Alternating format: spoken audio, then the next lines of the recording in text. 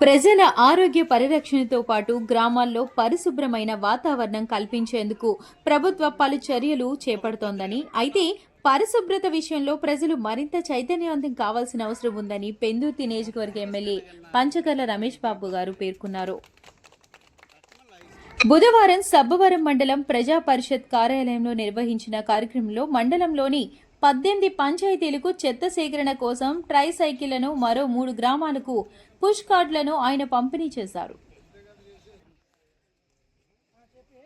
ఈ సందర్భంగా ఎమ్మెల్యే మీడియాతో మాట్లాడుతూ ప్రతి ఇంటికి 3 చెత్తబుట్టలను అందజేసి తడి, పొడి మరియు ఇతర వ్యర్థాలు వేర్వేరుగా వేయాలని అధికారులు కోరుతున్నప్పటికీ ప్రజలు పూర్తి స్థాయిలో సహకరించడం లేదన్నారు.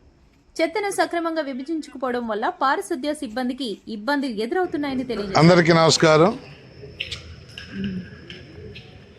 అన్ని ప్రాంతాలు పరిశుభ్రంగా ఉండాలి, పరిశుభ్రత పాటించాలి, ప్రజల అవగాహన కలిగించే విధంగా ప్రభుత్వం గత 2 సంవత్సరాల నుంచి కూడా నిర్విరామంగా పారిశుధ్యం మీద అనేక విధాల అవేర్నెస్ క్లాసులు తీసుకోవటమే కాకుండా ఖర్చు కూడా పెడతా ఉంది.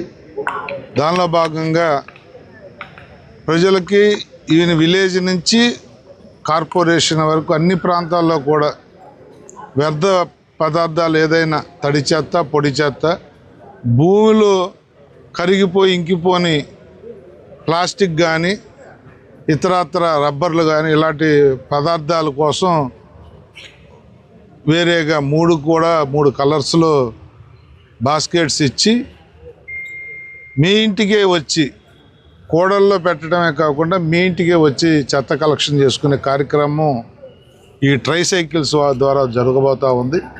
దానిలో భాగంగా సబ్బవరం మండలానికి ఈరోజు 18 వెహికల్స్ రిలీజ్ చేయబోతా ఉన్నాం. 18 పంచాయతీలకు వెళ్తాయి. మేము ఎన్ని చేసినప్పటికీ కూడా ప్రజల్లో అవగాహన రావాలి. తడి చెత్త ఆ బకెట్లోనే వేయాలి, పొడి చెత్త ఈ బకెట్లోనే వేయాలి, ప్లాస్టిక్స్ లాంటి పదార్థాలు ఏ బకెట్లో వేయాలో దాంట్లో వేయకుండా ప్రజలు ఏదో చేతికొచ్చినట్టు ఇసిరేసి చిన్న దేశాల్లో కూడా ఈ పొల్యూషన్ మీద కానీ ఈ మలేరియా లాంటి జ్వరాలు రాకుండా కానీ బోల్డ్ కార్యక్రమాలు జరుగుతూ ఉంటాయి, పాటిస్తూ ఉంటారు. మనకేమిటి అంటే ప్రభుత్వం అధికారులు కానీ ఎవరైనా చూసినప్పుడు ఒకలాగా, చూడనప్పుడు ఒకలాగా కార్యక్రమాలు చేస్తూ ఉంటాం. ప్రజల్లో చైతన్యం రానంతకాలం ప్రభుత్వం ఎంత ఖర్చు పెట్టినా అది నిరుపయోగమే అవుతుంది అన్నది తెలుసుకోవాలని చెప్పి కోరుతా ఉన్నా. చాలా కాలం నుంచి మనం చెబుతుంటాం, నిల్వ నీరు ఉంచొద్దు, ఉంచిన మూతలు పెట్టండి, మలేరియా జ్వరాలు దానివల్లే వస్తాయని. చాలామందికి అవగాహన ఉండదు.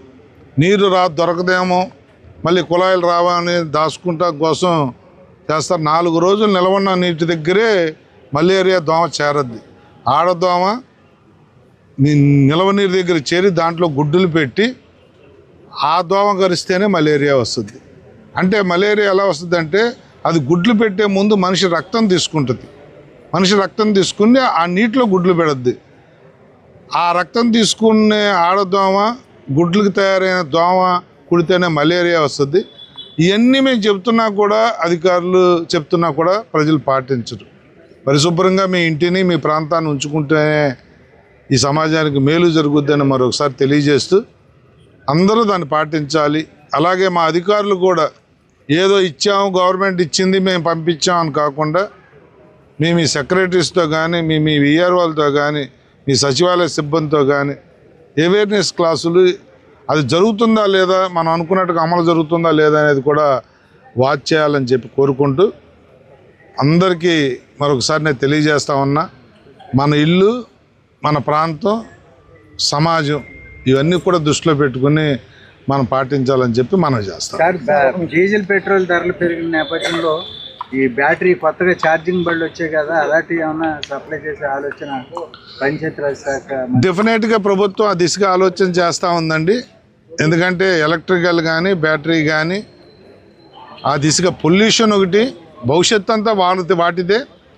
పొల్యూషన్ అనే కానీ డీజిల్ రేట్లు, పెట్రోల్ రేట్లు పెరిగి గ్రామాల్లో పరిశుభ్రతను పాటించడం ద్వారా దోమల వ్యాప్తిని నియంత్రించవచ్చని, నీరు నిల్వ ఉంచకుండా చూడటంతో పాటు నీటి నిల్వ పాత్రలకు తప్పనిసరిగా మూతలు వేయాలని ప్రజలను సూచించారు. ఈ కార్యక్రమంలో మండల ప్రజా పరిషత్ అధికారి పద్మజ, మండల రెవెన్యూ అధికారి అరుణ్ చంద్ర, దేవరాజ్ తదితరులు పాల్గొన్నారు. డబ్బు కూడా ఉండాలి, ఒకటి చేసుకొస్తా ఉన్నాం, మీరు చూస్తూ ఉన్నారు.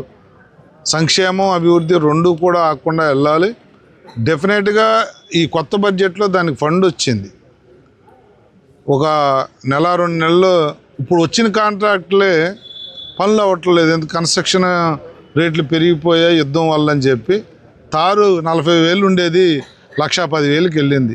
ఎక్కడ రోడ్ల పనులు ఎక్కడ రాష్ట్రంలో ఆగిపోయాయి.